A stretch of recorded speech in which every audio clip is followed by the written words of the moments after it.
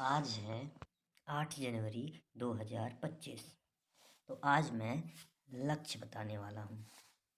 यदि जीवन में लक्ष्य रहेगा तभी आपको खुशी मिलेगी, तभी आपको आनंद मिलेगा, तभी आपको सुख मिलेगा। और लक्ष्य वो होता है जो उद्देश्य की पूर्ति करता है। उद्देश्य और लक्ष्य अलग अलग चीज़ें हैं। ऐसा प्रयास जो तब तक जारी रहता है जब तक कि कोई सार्थक उद्देश्य ना पा लिया जाए, उस प्रयास को ही लक्ष्य कहते हैं।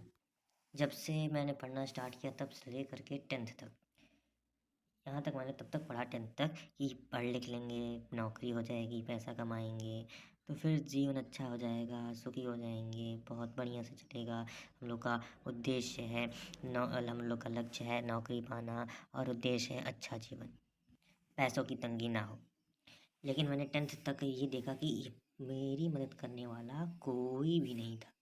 सब मदद करने आते, अपना काम करते और चले जाते। मेरी मदद हुई कि नहीं हुई इसको किसी से फ़र्क ही नहीं पड़ता।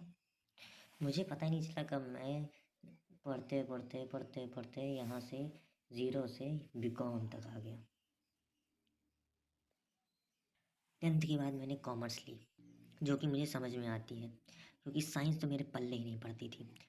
अब थोड़ी मोड़ी पड़ जाती है, लेकिन अब मैं उस लाइन में नहीं हूँ, इसलिए उस पर ज़्यादा फोकस ना करके मैं इस पर फोकस करता हूँ और ये मुझे बहुत ही अच्छा लगता है। कॉमर्स लेने के बाद मुझे एक चीज़ पता चली कि धोखा अकाउंट, ये अकाउंट हमेशा साथ लेके चलो, कब कौन धोखा दे दे कोई भरोसा नहीं। इसका कारण ये नहीं है कि लोग गलत हैं, इसका कारण ये है कि लोगों को अच्छा करना अच्छा तो लगता है, लेकिन कैसे किया जाए ये पता ही नहीं है। जैसे हमें सुबह उठना चाहिए, ये एक अच्छा काम है, लेकिन हम उठ ही नहीं पाते क्योंकि कैसे उठना चाहिए हमें पता ही नहीं, इस पर ज़्यादा हमने ध्यान दिया ही नहीं है। हमें पढ़ना चाहिए, हमें सीखना चाहिए, लेकिन कैसे सीखना चाहिए, कैसे पढ़ना चाहिए, इस पर हम फोकस दे ही नहीं पाते हैं। और इसका एकमात्र कारण है संगति और दूसरा कारण है कर्म। संगति और कर्म, सुसंगति और धर्म में तभी बदलेगा जब आप गलतियों और परिस्थितियों को एक्सेप्ट करेंगे। ऐसा तभी होगा जब आप पर भगवान की कृपा होगी।